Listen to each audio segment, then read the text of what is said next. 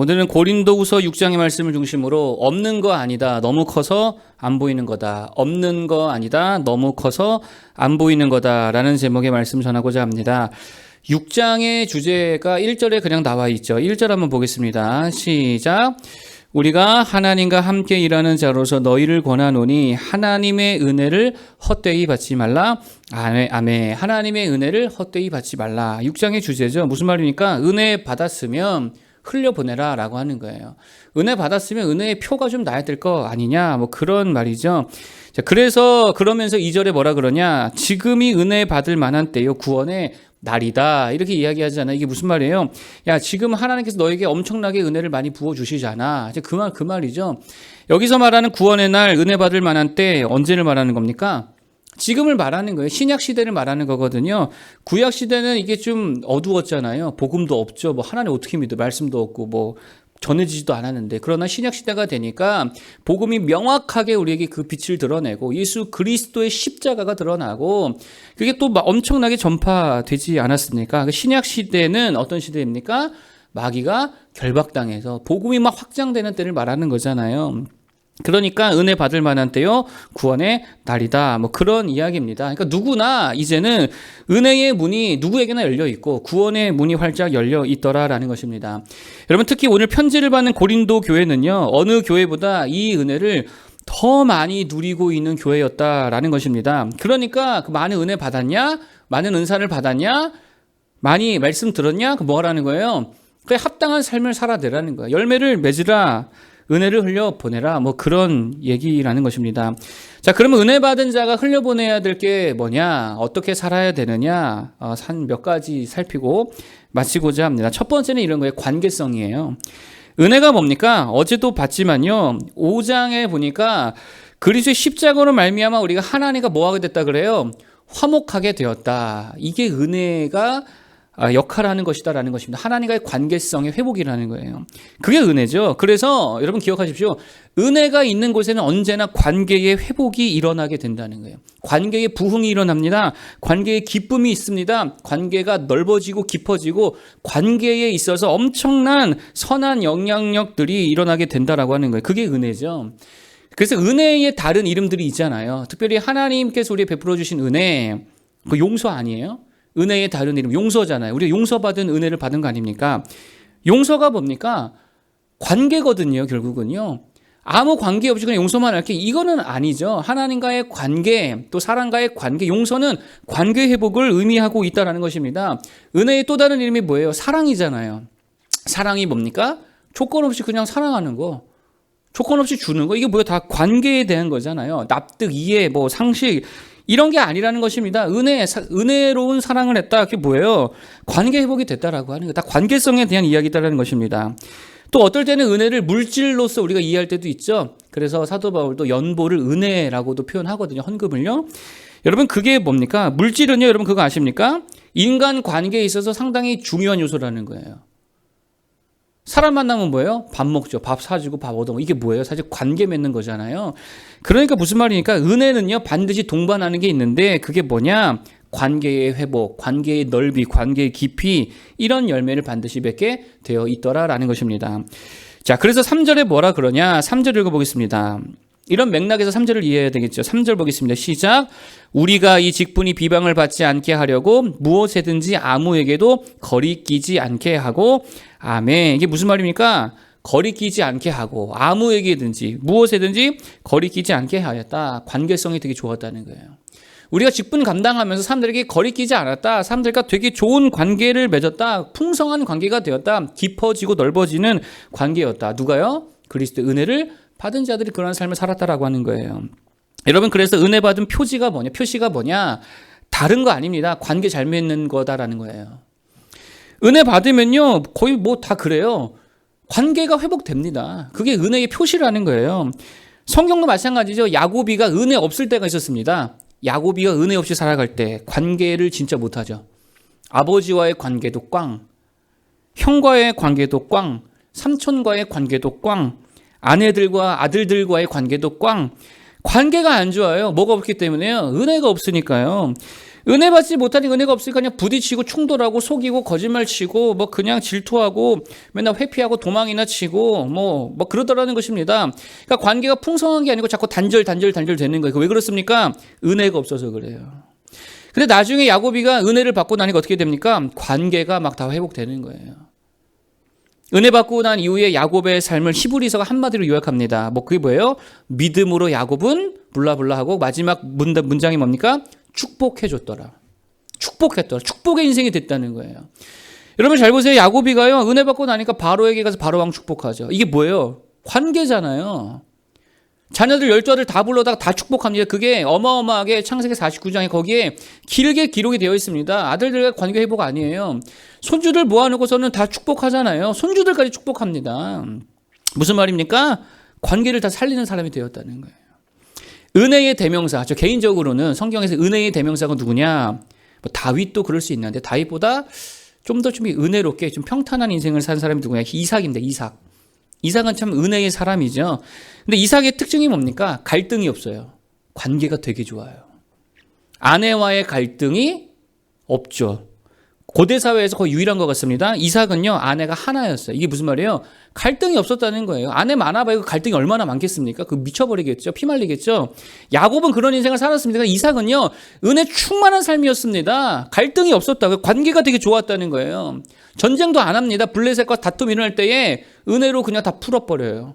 관계가 너무 좋은 거예요. 그러니까 관계가 좋으니까 어떻게 돼요? 갑부되잖아요.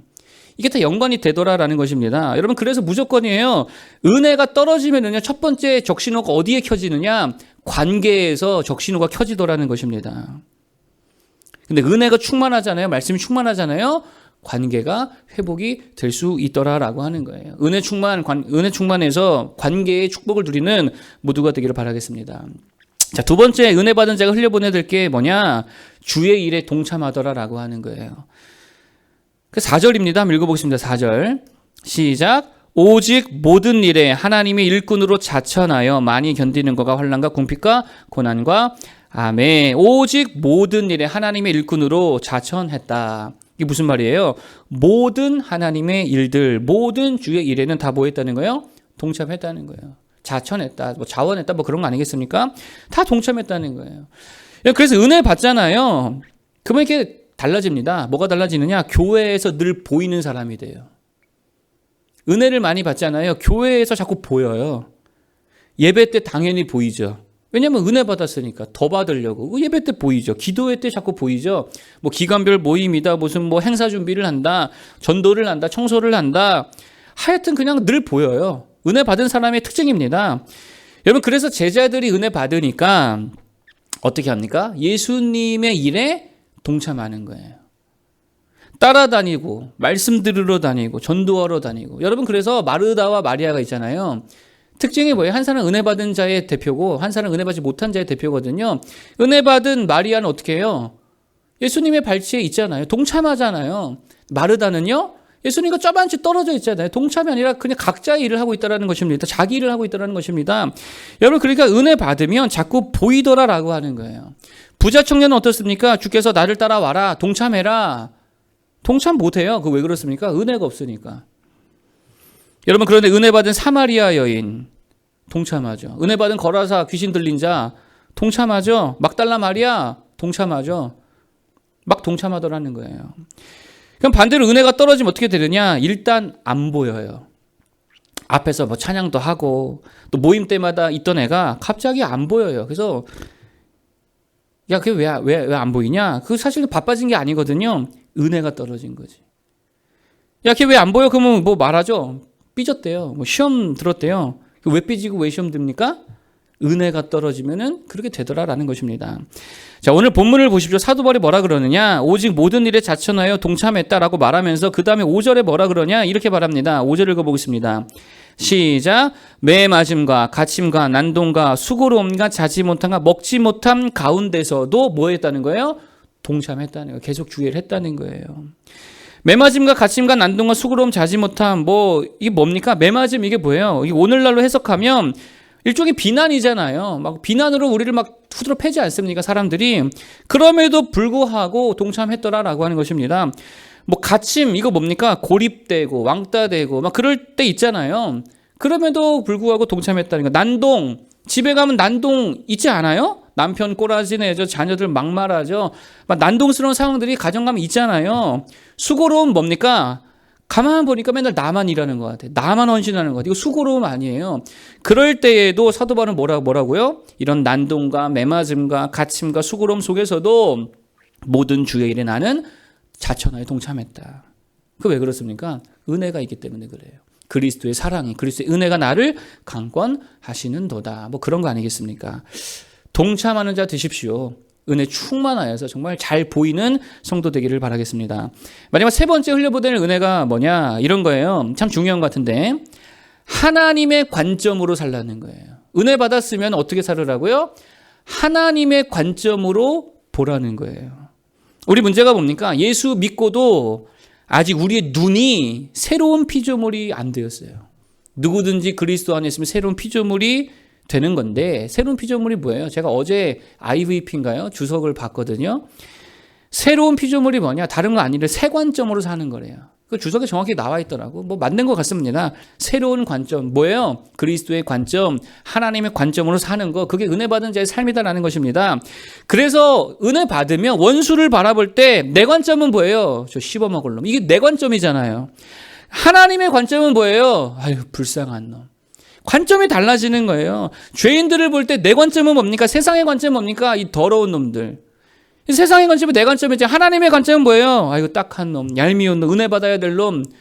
이렇게 되는 거예요. 교만한 놈, 대드는 놈, 이 싸가지 없는 놈. 이거 내 관점이라면 하나님의 관점은 뭐예요? 야 너도 힘들구나. 너도 아프구나. 너도 외롭구나. 관점이 바뀌는 거예요. 반대의 경우도 마찬가지입니다. 내 관점은 그냥 돈 없어서 너무 불쌍하고 사정이 그냥 딱히 해서 그냥 안 돼 보이고 그런데 하나님의 관점은 아니야. 내 자녀 그렇게 불쌍하지 않아. 은혜가 충만해. 사랑이 충만해. 재능이 충만해. 기쁨이 충만해. 미래가 확 열려 있어. 네가 뭔데 불쌍하다 그래. 이렇게 관점이 다르다고요. 하나님의 관점은. 그래서 9절 10절에 뭐라 그러느냐. 읽어보겠습니다. 9절 10절. 하나님의 관점과 세상 관점이 어떻게 다르냐. 9절 10절 시작. 무명한 자 같으나 유명한 자요 죽은 자 같으나 보라 우리가 살아있고 징계를 받는 자 같으나 죽임을 당하지 아니하고 근심하는 자 같으나 항상 기뻐하고 가난한 자 같으나 많은 사람을 부유하게 하고 아무것도 없는 자 같으나 모든 것을 가진 자로다. 아멘. 극명하게 사람의 관점과 하나님의 관점이 갈라지고 있습니다. 무명한 자 같더라. 이거 세상 관점이잖아요. 사람의 관점이잖아요. 저거 사도 바울 보니까 추천서도 없네. 안목이 보니까 뭐 이혼당했네? 저거 부모도 없네? 저거 친구도 없네? 왕따네? 사람의 관점은 이래요. 근데 하나님의 관점은 뭐래요? 야, 무명한 자 아니야. 나에겐 가장 유명한 자야. 없는 거 아니야. 엄청나게 많은 자야. 지금 그 얘기하는 거잖아요. 하나님이 내가 직접 추천한 거야. 내가 불렀어. 불러다 세웠어. 내가 그의 아내고 내가 그의 남편이고 내가 그의 부모고 내가 그의 친구야. 어디다 대고 무명한 자래? 가장 유명한 자야. 내가 그의 편이야. 무슨 말이에요? 없는 거 아니라는 거예요. 너무 하나님이 커서 안 보이는 거지. 아십니까? 없는 게 아니라고. 하나님 너무 커서 안 보이는 그게 하나님의 관점이라는 거예요. 또 사람의 관점 뭐래요? 죽은 자 같으나 그러잖아요. 약해 보이고 멍청해 보이고 능력 없어 보이고 되게 바보 같아 보이고. 근데 하나님의 관점은요. 우리가 살아있고 약하지 않대요. 왜요? 성령이 계시니까. 죽은 거 아니라는 거예요. 잠시 힘을 보충하고 있는 상태라는 거예요. 무너진 거 아니라는 거예요. 도약할 준비를 하고 있다라는 것입니다. 또 뭐라 그래요? 징계를 받는 자 같으나 사람의 관점은 그렇지만 하나님의 관점은요. 죽임 당하지 아니하고 근심하는 자 같으나 하나님의 관점은요. 항상 기뻐하고 가난한 자 같으나 많은 사람을 부유하게 하는 자고 아무것도 없는 자 같으나 모든 것을 가진 자로다. 여러분 때로 살다 보면 진짜 망할 것 같은 때 있잖아요. 야, 진짜 끝인가 보다. 더 이상 소망이 없다. 소송을 당하기도 하고 고발을 당하기도 하고 아, 돈 없는데 이거 어떻게 물어주나. 막 그냥 압류당하고 이별을 당하기도 하고 버림받기도 하고 뭐 사업 실패하기도 하고 돈 다 날리고 욕먹고 끝난 것 같을 때 있다라는 것입니다. 그런데 기억하십시오. 그때의 하나님의 관점으로 보시기 바랍니다. 정말 중요한 거예요. 요셉이 그거잖아요. 망해 보이지 않아요? 끝나 보이지 않아요? 떼거지로 몰려들어서 그냥 폭행하고 구덩이에 쳐놓고 갖다 팔았다고요. 그럼 거기서도 잘 돼야 될 거 아니에요? 근데 잘 돼요? 안 되잖아요. 감옥에 가잖아요. 무기징역 당했다. 무기징역. 언제 나올지 모릅니다. 이 정도면 끝난 거 아니에요. 근데 하나님의 관점은 뭐예요? 내가 지금 너를 준비하고 있는 거야. 내가 너를 지금 강하게 훈련하고 있는 거야. 내가 지금 너를 쓰임 받을 때까지 잘 그 감옥이라는 곳에서 너를 보호하고 있는 거야. 그게 하나님의 관점이었습니다.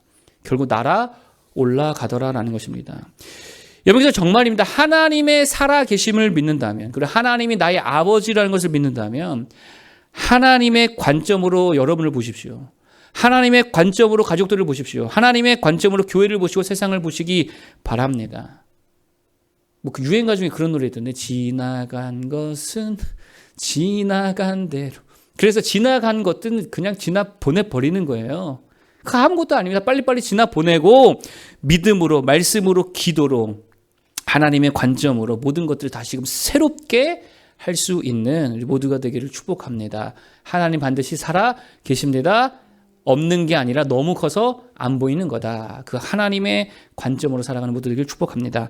자, 오늘 은혜 받은 자가 살아내야 될 세 가지. 첫 번째 관계성이죠. 은혜 받아 관계를 회복하기를 바라고. 두 번째 주일에 동참하는 거. 은혜로 정말 어떤 주의 사역이든 잘 보이는 성도 되기를 바라고. 세 번째 내 관점, 세상 관점, 사람 관점이 아니라 크신 하나님의 관점으로 살아낼 수 있는 모두 되기를 축복합니다. 오늘 이거 세 가지 붙들고 기도하기를 바라겠습니다. 기도하겠습니다.